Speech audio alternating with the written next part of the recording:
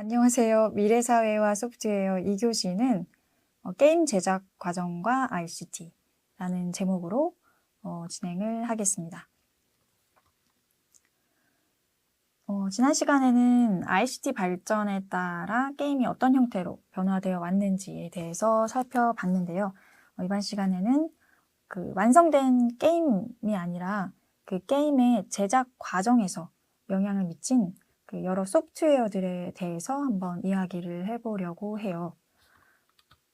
게임의 제작 과정은 일반적인 그 3D 콘텐츠 제작 과정이랑 유사한데요. 크게 프리프로덕션 과정, 그리고 프로덕션, 그리고 포스트 프로덕션으로 나누어집니다. 이렇게 나누는 거는 절대적인 구분은 아니고 어떤 프로젝트나 상황에 따라 좀 유동적으로 바뀌는 부분이고요. 편의상 이렇게 좀 큰 덩어리로 이렇게 세 덩어리 정도로 일반적으로는 나눕니다.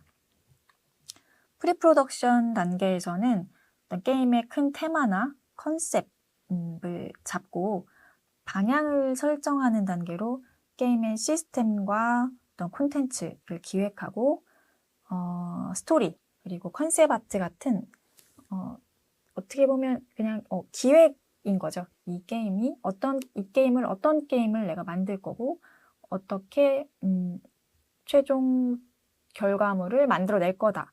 이런 거를 기획하는 그 단계가 프리프로덕션이고요. 프로덕션 단계에서는 게임 그 시스템 구현을 하기 위해서 이제 프로그래밍이 필요하겠죠. 프로그래밍을 하고 모델링, 리깅, 애니메이션, 실제 게임에 들어갈 시각적인 그 3D 리소스들 그런 것들을 제작하고 게임의 어떤 공간을 만드는 그 레벨 디자인의 과정이 진행이 됩니다. 실제적으로 이제 우리가 게임을 플레이할 때 눈에 보여지는 모든 것들의 그 소스들을 만들어내는 과정이라고 생각을 하면 되고요. 사운드는 프로덕션에 들어갈 때도 있고 이제 포스트 쪽으로 넘어갈 때도 있고요. 포스트 프로덕션은 이제 후반 작업, 그냥 쉽게 말해서 후반 작업을 의미하는데 게임의 어떤 퀄리티를 관리하고 계속 이렇게 뭔가 만들어진 게임을 테스트하면서 버그도 잡아내고 수정할 부분도 찾아내고 알파 테스트, 베타 테스트 이렇게 해가면서 출시하기까지의 모든 그 후반 과정을 이제 포스트 프로덕션이라고 합니다. 게임을 제작하는 과정은 좀 일반적으로 많은 인원이 필요하고 매우 길고 복잡하고 또 다양한 소프트웨어들을 활용을 하는데요. 특히 이 프로덕션 단계에서 리소스 제작을 할 때 회사나 프로젝트, 어떤 회사에서는 어떤 툴을 더 선호하고 어떤 프로젝트는 프로젝트 특성상 맥스나 마야를 더 선호한다. 아니면 내가 작업자인데 나는 맥스보다 마야가 편하더라. 이런 여러 가지 이유에 따라서 특정 프로그램을 사용하고 그러니까 어떤 프로그램이 더 좋다, 나쁘다의 개념이 아니라 상황에 따라서 더 적합한 툴을 사용을 하게 됩니다. 그래서 이렇게 만들어진 리소스들을 언리얼 엔진이나 유니티 엔진 같은 게임 엔진으로 가져와서 최종적으로 우리가 그 플레이하는 그 게임으로 만들어내게 됩니다. 자, 프로덕션 단계에서 이 모델링이라는 단계는 단순히 이제 그 단순한 도형, 구나 정육면체 같은 큐브 같은 것들의 면을 더 나누고 이쪽 면을 더 뽑아내고 이 버텍스죠. 이 점들을 조금씩 움직여가면서 원하는 형태를 가상 공간 안에서 만들어내는 과정을 말합니다. 마치 조소하는 것과 비슷한 과정인데요. 2D로 디자인된, 그려진 평면의 형태를 입체로, 3D 입체로 만드는 과정입니다. 이 모델링이 이렇게 뚝딱 만들어지는 거는 아니고요. 복잡한 캐릭터의 경우는 이런 원하는 형태를 만들어내는 데까지 꽤 오랜 시간이 소요가 됩니다. 그래서 변형된 캐릭터. 그러니까 안룡이 같은 경우는 실제 인간이랑 형태가 많이 다르죠. 머리도 너무 크고 다리는 짧고 뭐 손은 엄청 큰데 뭐 코가 입인지 입이 코인지 뭐 잘 모르겠고 그렇게 좀 인간이랑 형태 자체가 너무 다르기 때문에 이 캐릭터는 실제로 그냥 만들 수밖에 없지만 실제 사람 혹은 실제 어디 길에 존재하는 어떤 물체 이런 거 같은 경우에는 빨리 모델링을 하기 위해서 여러 장의 그 고해상도 사진을 다양한 방향에서 이렇게 촬영을 합니다. 이것도 지금 사람인 거고 이렇게 카메라를 많이 설치를 해서 이 사람을 3D 스캔을 한 거예요. 그래서 사진을 찍어서 그거를 우리가 그 가상 공간에서 사용할 수 있는 모델로 만들어내는 그런 기술을 활용해서 그 모델링을 하기도 하고요.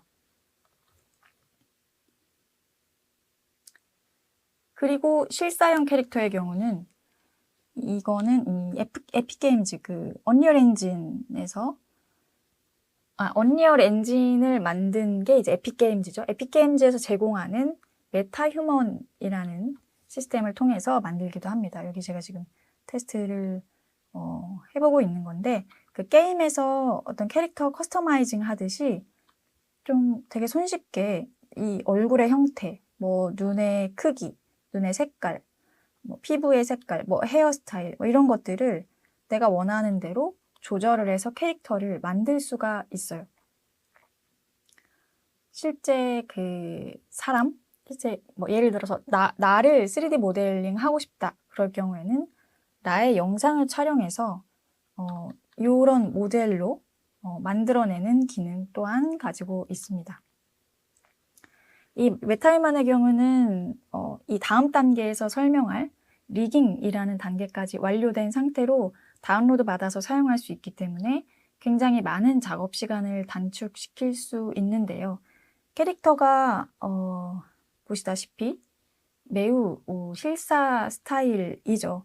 그러니까 안룡이 같은 캐릭터는 이렇게 만들 수가 없는 거죠. 이거는 정말 사람 형태의 캐릭터만 이 메타휴먼을 활용해서 만들 수가 있고 메타휴먼 그 특유의 느낌이 있어서 좀 내가 크리에이티브한 좀 남들이랑 좀 다른 어떤 작업물을 만들어내고 싶다 했을 때는 좀 이 캐릭터를 사용하면 빨리 만들 수는 있으나 다르게 만들기는 조금 어려운 그런 단점을 가지고 있는 소프트웨어라고 보시면 되겠습니다.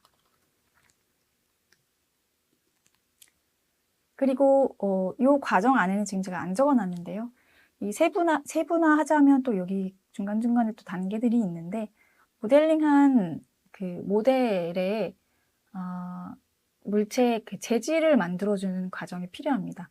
모델링 단계에서 그 형태를 만들고 컬러와 뭐 반사의 정도, 돌출의 정도 뭐 이런 것들을 페인팅을 해서 이런 소프트웨어를 통해서 페인팅을 해서 모델링한 물체를 진짜처럼 보이게 하거나 아니면 내가 원하는 느낌의 어떤 비주얼을 만들어낼 수 있는 그런 텍스처를 입혀주는 과정이고요.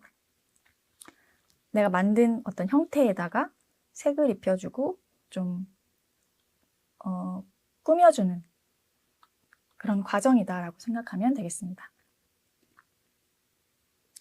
일반적으로 지금 보여지고 있는 이 툴을 서브스턴스 페인터라는 툴인데 이거를 많이 써요. 계속 업데이트가 되고 있고 점점 자동화되고 점점 원하는 것을 손쉽게 만들어 쓸 수 있는 그런 환경으로 바뀌어가고 있습니다. 리깅 제가 방금 얘기했던 그 리깅이라는 것은 우리가 만든 어떤 캐릭터에 이제 움직임을 주고 싶어요. 그럴 때 움직임을 주기 위해서 이 뼈대를 심어주는 과정을 말합니다. 이게 하나하나가 지금 조인트라는 걸로 위치를 이 위치는 이제 관절의 위치를 고려해서 잡아줘야 되는 거고요. 관절의 위치에 맞춰서 조인트를 심어준 다음에 내가 만든 이 모델과 붙여주고 이 조인트를 움직였을 때 얼만큼 이 메쉬들, 이 면들이 따라가게 할지를 이렇게 블랙 앤 화이트 페인팅을 통해서 범위를 지정을 해주는 것까지를 해주는 게 이제 리깅의 과정이고, 애니메이팅, 이 다음 단계를 좀 편하게 할 수 있도록 이렇게 컨트롤러라는 것을 달아서 컨트롤러를 움직이면 이 팔이 혹은 이 다리가, 이 몸이 따라 움직일 수 있도록 그렇게까지 해주는 것이 이제 리깅의 과정입니다. 페이셜 리깅은 얼굴 표정을 잡아줄 수 있게 만들어주는 게 이제 페이셜 리깅이고요. 이 과정을 예전에는 수동으로 하나하나 다 해줬어야 됐는데, 이제 어드밴스 스켈레톤 같은 오토 리깅 그 플러그인 같은 게 개발이 되면서 조금 꽤 많은 부분이 자동화돼서 훨씬 손쉽게 수월하게 리깅 과정을 할 수 있게 업데이트가 됐어요. 아직도 좀 더 많이 자동화가 됐으면 좋겠긴 하지만 어쨌든 많은 부분이 쉽게 할 수 있도록 조정이 됐습니다. 애니메이션은 캐릭터의 그 직접적으로 움직임을 만들어주는 과정입니다. 제작 과정 중에 제일 그 노동집약적인 과정이고요. 이렇게 아까 여긴 지금 안 보이는데 조인트와 컨트롤러가 여기에 달려져 있겠죠? 거기에 이렇게 하나하나 키를 준다고 하는데 뭐 이렇게 이 포즈, 이 포즈, 이 포즈, 이 포즈 이렇게 하나하나 내가 형태를 잡아주고 그게 이렇게 연결이 되어 보여지면서 움직이고 있는 것처럼 보이게 되는 거죠. 일종의 착시죠. 그래서 하나하나 포즈를 잡아주고 움직여줘야 되기 때문에 굉장히 소위 노가다라고 말하는 작업이고요. 보통 애니메이터들은 우리나라 같은 경우는 그래도 작업을 많이 하는 편이지만 해외 같은 경우는 한 달에 뭐 30초, 뭐 10초, 20초 분량의 그 애니메이션을 만드는 정도라고 생각을 해보면 굉장히 이게 노동력이 많이 들어간다는 걸 알 수가 있겠죠. 그래서 이제 모션 캡처라는 말을 들어보셨죠? 모션 캡처라는 게 이 애니메이션 과정을 조금 더 쉽게 할 수 있도록 그런 목적에서 일단 나온 그런 기술이라고 볼 수 있는데요. 이 단계도 모션 캡처를 활용하면 조금 제작 시간을 단축할 수 있게 그렇게 되었습니다. 근데 일단 모션 캡처의 그 방식이 어떤 게 있는지를 좀 보면 크게 이제 바디, 몸의 움직임을 캡처하는 그 방식의 광학식과 관성식 이렇게 두 가지로 볼 수가 있습니다. 예전에는 뭐 기계식 이런 것도 있긴 했는데 이제는 장점이 많이 없다 보니까 이제 그거는 거의 이제 없어진 것 같고 이 두 가지를 대부분 사용을 해요. 광학식 같은 경우는 여기 보이는 이런 마커를 관절 중심으로 이제 붙여서 여기 보이는 이런 카메라들이 이 마커가 반사하는 빛, 이 마커는 쓰레기 청소하시는 분들 그 조끼 같은 거 보면 밤에 이렇게 야광은 아닌데 되게 빛나는 재질 있죠? 그 뉴발란스 N 재질, 그런 재질의 반사가 굉장히 높은 그런 재질이에요. 이런 마커를 붙이면 이 마커가 반사하는 빛을 이 카메라들이 계속 추적하는 거죠. 그래서 카메라가 많으면 많을수록 훨씬 정확한 데이터를 얻을 수 있다. 반사 마커를 사용하기 때문에 인간도 모션 캡처를 할 수가 있고 인간 말고 동물, 뭐 고양이, 강아지 이런 애들한테도 이 마커를 붙여서 그 동물들의 움직임을 캡처할 수가 있다는 장점이 있고요. 모션 캡처 데이터의 퀄리티가 굉장히 좋습니다. 그리고 여러 명, 여러 명도 캡처를 할 수가 있어요. 물론 카메라 각도상 이 앞에 있는 사람 때문에 뒤에 있는 사람이 막 이만큼이 가려진다. 그러면 데이터의 정확도가 좀 떨어지긴 하겠지만 어쨌든 카메라가 많다면 여러 명도 동시에 캡처가 가능하고,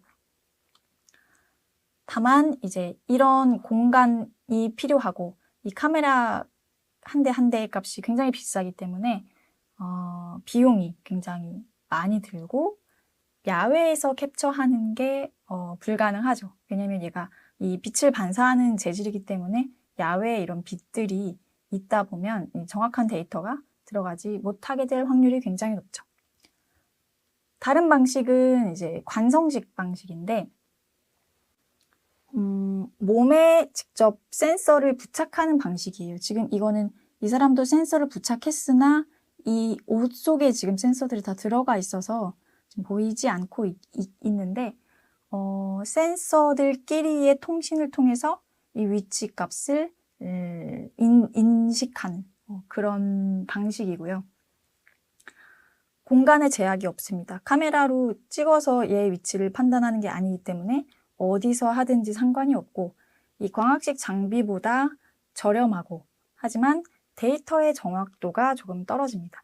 이게 이 센서들끼리의 통신으로 위치를 파악하기 때문에 이 발이 계속 여기서 나는 뭘 하고 있지만 하다 보면 이게 여기까지 가 있고 그런 일들이 생기게 되죠. 데이터의 그 퀄리티는 확실히 광학식이 더 좋아요.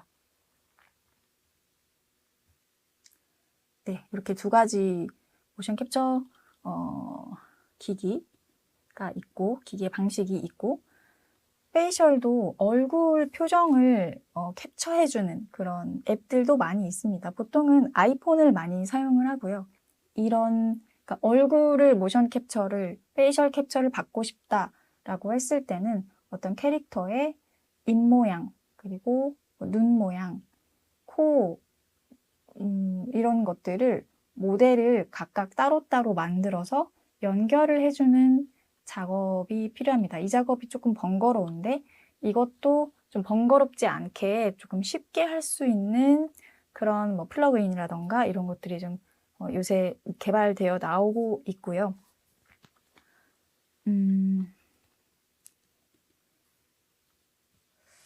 그래서 모션 캡처가 굉장히 좋아요. 빠르고 일단은 빠르고 좋은 장비를 썼을 때 굉장히 좋은 데이터를 사용할 수가 있기 때문에 좋은데, 다만 모든 프로젝트에 적합하지는 않습니다. 그러니까 물리 법칙을 따르지 않는 움직임. 그러니까 이제 라바를 넣어놨죠? 이거 출처를 적었어야 됐나 싶긴 한데, 이 라바 같은 경우 모션 캡처 할 수 없겠죠, 당연히. 뭐 일단 뭐 사람의 형태가 아니고, 그리고 뭐 스쿼시 스트레치 되는 이런 좀 과장된, 특히 애니메이션에서 주로 많이 보이는 움직임이죠. 그런 거 같은 경우에는 모션 캡처로 표현하기가 굉장히 뭐 어려운 게 아니라 불가능하죠. 그런 움직임은. 그래서 좋은 데이터를 얻을 수 없기 때문에 보통 이제 모션 캡처는 게임, 실사용 캐릭터가 나오는 어떤 컨텐츠, 그런 데에는 실제 움직임을 붙였을 때 이질감이 훨씬 덜하기 때문에 그런 데에 이제 많이 사용을 하고, 애니메이션 업계에서도 모션 캡처를 쓰긴 하는데 좀 빠르게 만들어야 되는 쇼츠 콘텐츠라거나 아니면은 뭐 모션 캡처를 받고 보정을 애니메이팅, 그 하나하나 수작업하는 그 애니메이팅 작업을 통해서 좀 수정을 많이 해주거나 하죠. 나중에는 좀 정확도가 올라가고 원하는 스타일로 자동으로 데이터가 수정되는 뭐 그런 기능이 이제 업데이트 되면서 생긴다면 제작 기간이 정말 획기적으로 줄어들 수도 있을 것 같습니다. 이거는 무슨 영상이냐면 그 안녕이 캐릭터로 모션 캡처를 받은 그 실습 장면인데, 이렇게 그 인간형 캐릭터가 아닌데, 그래서 모션 캡처가 적절하지 않을 것 같은데 모션 캡처를 하는 경우들이 종종 있어요. 아까 말했던 쇼츠를 만들 때가 그렇고, 또 이제 라이브를 해야 될 경우에, 라이브라는 것은 플레이브를 알까? 플레이브나 뭐 루피도 요새 라이브 굉장히 많이 하더라고요. 그러니까 실시간으로 뭔가 팬들과 소통을 해야 된다거나 그럴 경우에는 키를 잡는다는 거는 내가 뭘 움직임을 잡아서 나중에 보여줘야 되는 거기 때문에 라이브는 할 수가 없는 거죠. 그래서 그럴 경우에는 인간형이 아니고 조금 모션 캡처가 어려운 상황이어도 모션 캡처를 활용할 수밖에 없는 상황이 되는 거죠. 그리고 이제 라이팅 과정에서는 라이팅이라는 것은 말 그대로 그 조명을 실제로 설치를 해주는 거예요. 그 가상의 공간 안에 조명을 설치해서 그 빛과 그림자를 통해서 어떤 분위기나 감정을 표현하기도 하고요. 이렇게 실제로 조명을 설치를 하고 이런 그림자, 이 그림자가 길게 드리워졌을 때 뭔가 느낌이 좀 다르죠. 이런 것들을 통해서 비주얼적인 뭔가 감정을 전달하는. 그리고 뭔가 조명을 통해서 조명의 위치나 어떤 빛의 질감 같은 걸 통해서 특정한 상황이나 어떤 감정을 또 드러낼 수가 있고요. 라이팅의 가장 큰 역할은 화면을 아름답게 만들어주고 분위기를 잡아주고 그리고 시선의 우선순위를 정해주는 그런 역할을 하는 것입니다. 최종적으로 우리가 보게 되는 화면은 이렇게 라이팅이 들어간 이게 이제 모델링, 아까 말했던 모델링, 텍스처링, 애니메이팅까지 들어간 이런 장면에서 라이팅이 들어가 있을 때 이렇게 우리가 보통 그 최종 화면으로 보는 그런 화면을 보게 되는 거죠. 하지만 이제 예전에는 3D 공간 안에서 조명을 설치하고 설치한 조명의 효과를 확인하려면 렌더링이라는 과정을 거쳐야 됐어요.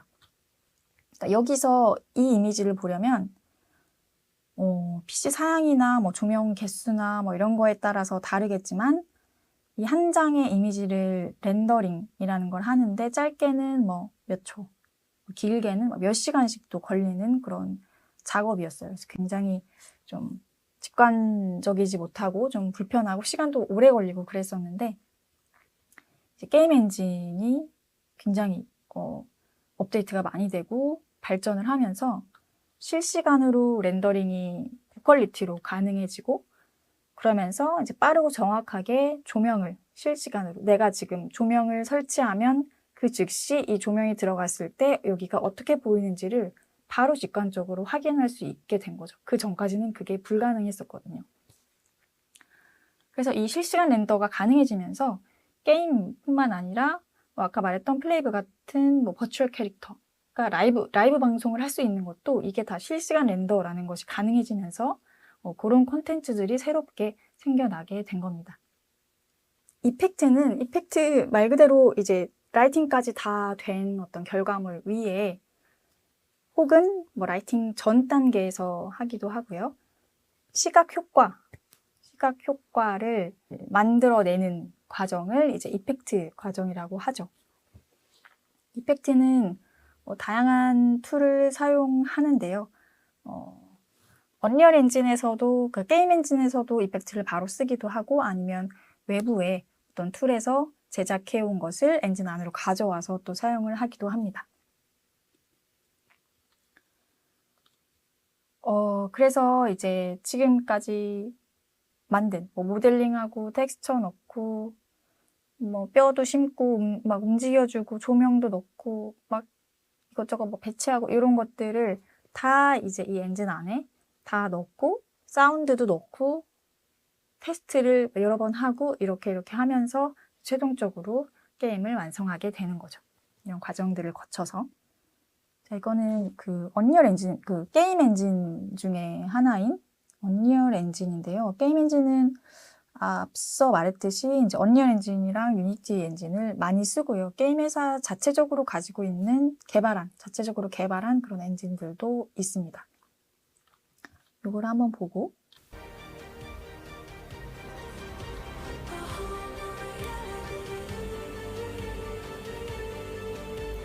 언리얼 엔진으로 제작된 콘텐츠들의 쇼릴이에요.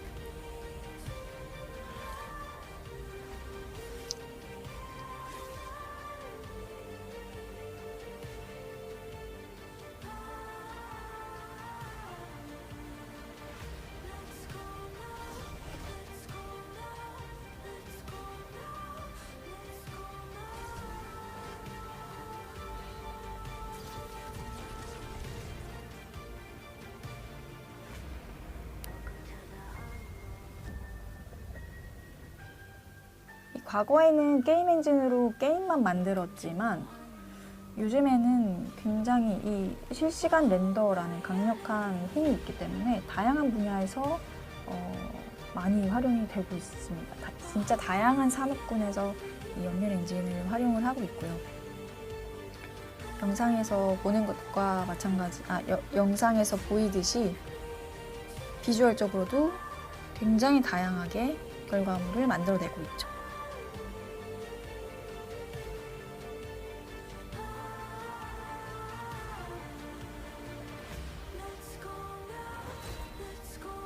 그래서 게임뿐만 아니라 이제 여러 업계에서, 여러 콘텐츠 업계에서 게임 엔진을 사용하는 방향으로 지금 다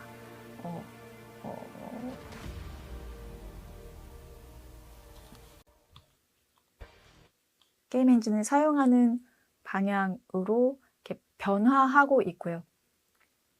그렇다 보니 이 언리얼 엔진에서도 계속해서 끊임없이 버전을 업데이트하면서 기술적인 부분을 계속 업그레이드를 하고 있어요.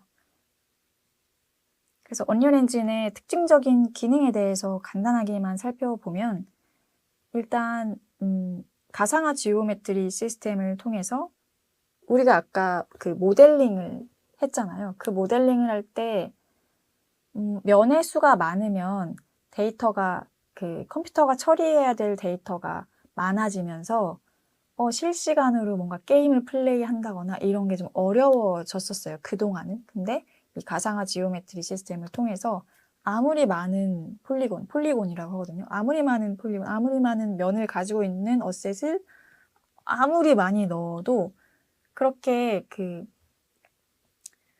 영향을 주지 않고 구현될 수 있게 그런 시스템을 만들어서 요즘에는 최적화를 위해서 모델링의 면을 정리한다거나 뭐 이런 것들은 조금 이제 안 하는 분위기죠. 할 수 있는 만큼 최대한 디테일을 넣어도 괜찮은 정도까지의 기술력을 갖게 되었다. 그리고 실시간 간접광, 루멘이라는 실시간 간접광 시스템을 가지고 있는데요. 기존의 어떤 게임 엔진이나 뭐 마야도 마찬가지고 다른 툴들도 마찬가지고 그런 소프트웨어들에서는 이렇게 지금 조명이 되어 있는 상태에서 내가 손전등을 켜거나 어두운 데서 뭐 문을 열어서 그쪽 빛이 들어오거나 했을 때 단순 주된 빛은 보이지만 그 빛이 주변에 반사되는 반사광들은 표현이 안 됐었어요. 근데 이제 그런 것들이 실시간으로 다 표현이 되면서 더 사실적이고 더 진짜 같은 그런 빛들을 표현할 수 있게 되었습니다. 물리기반 렌더링도 마찬가지의 결과를 만들어주는데요. 물리기반 렌더링이라는 거는 이 표면이나 어떤 재질의 반사 같은 것들이 실제의 우리 물리적인, 실제 현실 세계에서의 것들과 똑같이 계산이 되어서 정말 진짜 같은, 정말 현실에 있는 것과 같이 만들 수 있게, 그렇게 계산되어 보여질 수 있게 시스템이 만들어져 있어요. 그래서 자동차 업계에서도 이 게임 엔진을 굉장히 많이 쓰는데 그런 재질, 자동차 재질, 내부 시트의 재질 이런 것들이 다 실제 자동차를 찍은 것처럼 표현이 되기 때문에 그런 것들이 가능하죠. 슈퍼해상도는 고해상도 디스플레이에서 이제 60fps 이상의 프레임 레이트를 기대를 하는데 이제 렌더링 할 때 굉장히 힘들어집니다. 이렇게 초당 프레임이 너무 수치가 높으면 PC가 감당해야 되는 게 좀 큰데 고해상도여도 그런 것들이 PC가 많은 부담을 느끼지 않을 수 있게 그런 시스템을 또 개발을 해서 이런 것들을 통해서 우리가 뭔가 게임을 제작했을 때 내가 제작할 때도 조금 내 PC 사양이 떨어지더라도 고퀄리티의 게임을 만들 수 있고 플레이하는 사람의 PC 사양이 조금 떨어지더라도 무리 없이 플레이를 할 수 있게 그렇게 소프트웨어가 개발이 되고 있는 거죠. 파괴 이펙트나 헤어 이펙트도 마찬가지고요. 그리고 언리얼은 이따 이 다음 수업 때, 이 다음 영상에서 얘기를 해야 되는 부분이라서 좀 언급을 하고 넘어가자면 이 비주얼 스크립팅 시스템이 있어서 게임은 필연적으로 게임을 비롯한 그 인터랙션이 필요한 콘텐츠에서는 프로그래밍을 필수적으로 해야 되는데요. 이제 그거를 아티스트들이 프로그래밍을 처음부터 배워서 뭔가 C 언어를 써가면서 인터랙션을 구현하기에는 사실 무리가 있기 때문에 그게 이제 아티스트들이 좀 편하게 인터랙션을 구현할 수 있도록 이 블루프린트라는 비주얼 스크립팅 시스템을 만들어 놨습니다. 그래서 이렇게 노드를 연결하는 방식으로 직접 이렇게 코드를 텍스트를 치지 않더라도 노드를 연결하는 방식으로 인터랙션을 구현할 수 있게 그렇게 되어 있어서 굉장히 유용하게 아티스트들이 인터랙션을 구현을 하고 있습니다.